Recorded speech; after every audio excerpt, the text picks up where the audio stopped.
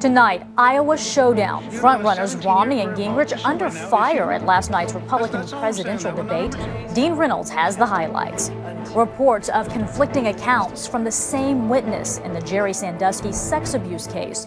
Anna Werner reports the latest. Rare photos of women on China's death row. Celia Hatton shows us how they shed new light on Beijing's approach to execution. This is the CBS Evening News with Russ Mitchell. Good evening, everyone. Russ Mitchell is off tonight. I'm betting win. The 12th Republican presidential debate last night was also the next to last debate before the first votes are cast in the Iowa caucus, which is 23 days out.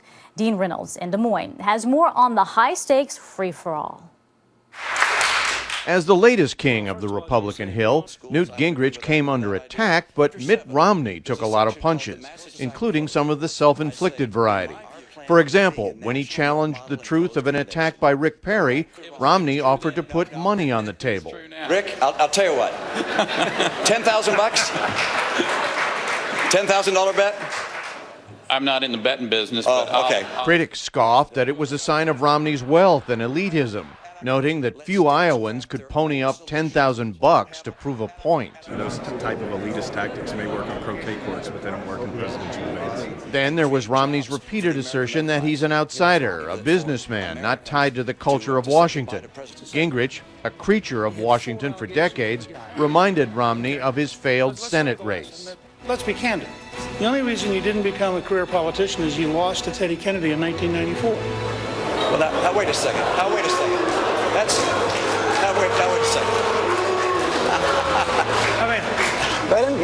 You'll get another. While Romney was reduced to nervous laughter, Gingrich provoked belly laughs at himself when he insisted his work as a well-paid Washington consultant is not really lobbying. I offered strategic advice. I was in the private sector, and I was doing things in the private sector. The Romney camp sees Gingrich as unstable and unfaithful, but the former speaker tried to defuse the charges by admitting to failings. I've said up front openly, I've made mistakes at times. I've had to go to God for forgiveness.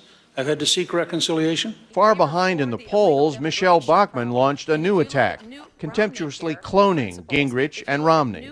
If you look at Newt Romney, and if you look at Newt Romney. She elaborated on Face the Nation. It is very clear that there's not a dime's worth of difference between the two of them. Meanwhile, the candidates returned to the trail, well aware that the time for traditional retail politicking is now or never. But the debates are not done. Another is coming up on Thursday in Sioux City, Iowa, and the pressure there will be intense. Dean Reynolds, CBS News, Des Moines. A preliminary hearing is scheduled Tuesday in the sex abuse case against former Penn State assistant coach Jerry Sandusky. 5 of his accusers are expected to testify, and as Anna Werner reports, at least one other witness. Former Penn State assistant coach Mike McQueary is among those expected to testify Tuesday. McQueary told a grand jury that in 2002, he saw Jerry Sandusky in a locker room shower on the Penn State campus, sexually assaulting a young boy. Mr. Sandusky, any comments? According to the grand jury report, he saw a boy he estimated to be 10 years old, with his hands up against the wall, being raped by a naked Sandusky. But today, a local newspaper report raised new questions about whether McQueary may have told a different story back then. The Harrisburg Patriot News, quoting a source, says that after the incident, McQueary went to his father's home, where a family friend, Dr. Jonathan Dranov, was also present.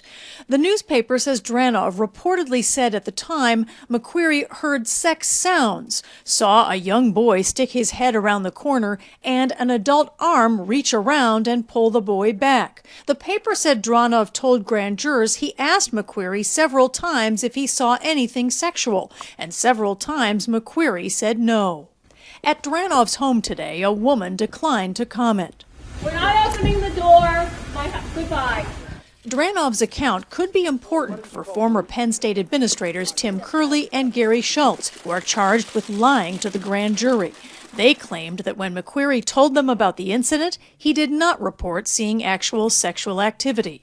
Lawyers for the two men said the new information would be powerful exculpatory evidence, and the charges against our clients should be dismissed.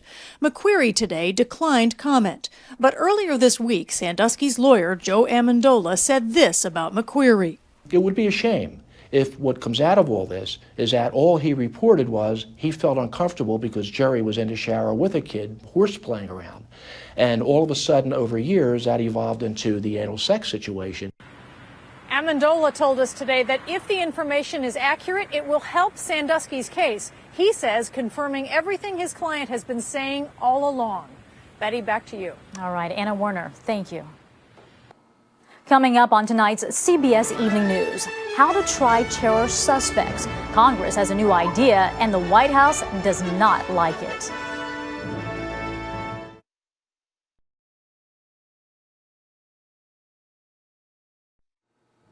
Pakistan confirmed today that the U.S. has left Shamsi Air Base in southwestern Pakistan. It had served as a base for unmanned drones. Pakistan ordered the CIA out by today in retaliation for U.S. and NATO airstrikes that killed 24 Pakistani soldiers last month. The White House is opposing a Senate bill that would require foreign terror suspects captured overseas and here in the U.S. to be prosecuted in military, not civilian courts. The controversial bill is working its way through Congress. 10 years after 9/11, the debate still rages. Homeland Security correspondent Bob Orr explains. After underwear bomber Umar Farouk Abdul-Muttalib was caught trying to blow up a passenger jet over Detroit, the FBI questioned him for 50 minutes, then read him his Miranda rights. Abdul-Muttalib quickly stopped talking. Republican Senator Kelly Ayotte wonders how much intelligence may have been lost. When a terrorist hears you have the right to remain silent, that's inconsistent with what we need to do to get the most information out of them to protect American lives. Ayotte, a former prosecutor, supports the Senate bill requiring that all foreign terrorism suspects like Abdul-Muttalib be detained by the military, not by law enforcement, even if they're caught inside the United States. You're not entitled to a lawyer. Supporters argue al-Qaeda suspects should be handled as war prisoners inside the military system, held indefinitely like those detainees at Guantanamo Bay.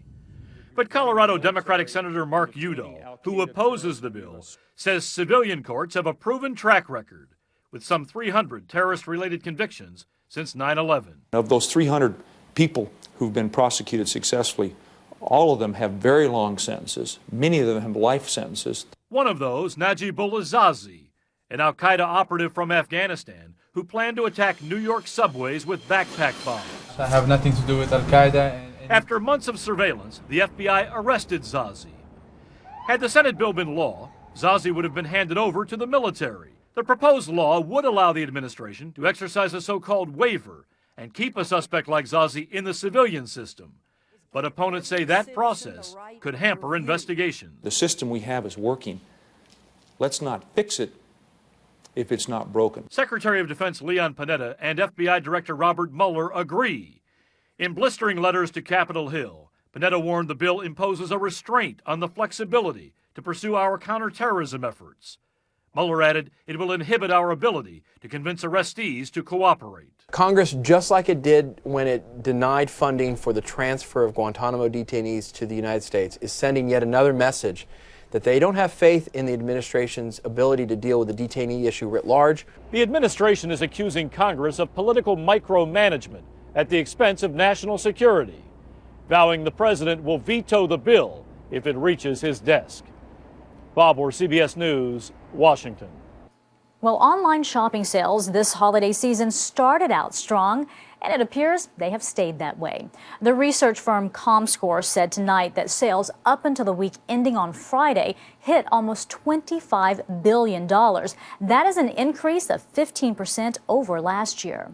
In other news, though, one analyst said it is unbelievable how bad it is. He's talking about the Hollywood box office. The total take this weekend was $77 million. That is the smallest amount in more than 3 years. Revenues for the year are down 4% from 2010. Australian Stephen King is one lucky surfer. King was riding the waves north of Sydney today when a shark jumped out of the water, biting his leg and taking a big chunk out of his board. King's wound was minor, and he calls himself the luckiest guy on two legs. Still ahead, female prisoners in China with just hours to live. The chilling photos are next.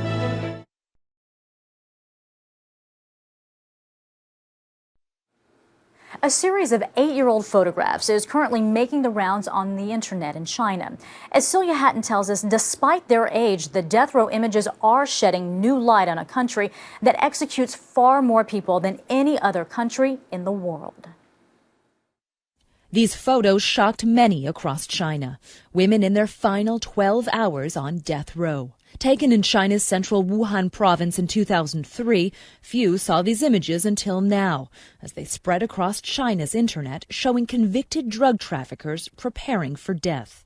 It's incredibly rare to see inside any of China's prisons, let alone personal photos from death row.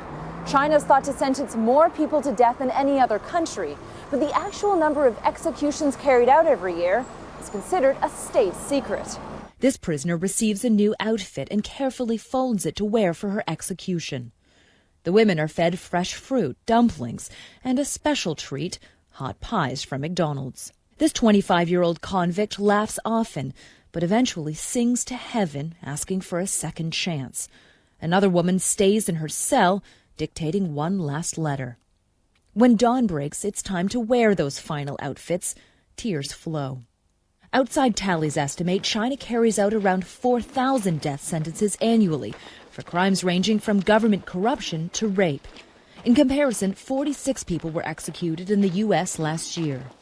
The Wuhan photos are fueling online debates that it's usually the poorest and weakest people in China who face the harshest legal punishments. If you're executing thousands of people every year, and in a very densely populated country with deep familial and kinship ties, you're executing that many people every year, you are generating a lot of discontent, a lot of unhappiness. For these women, the debate comes too late.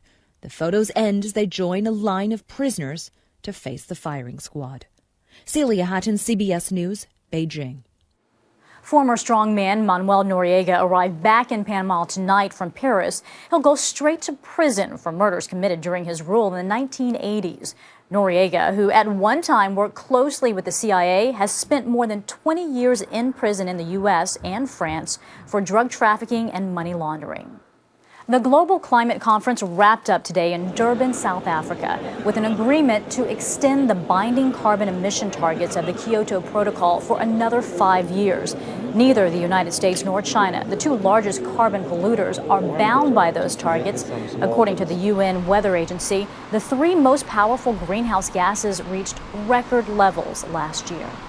Up next, craft brewers creating new jobs along with beer.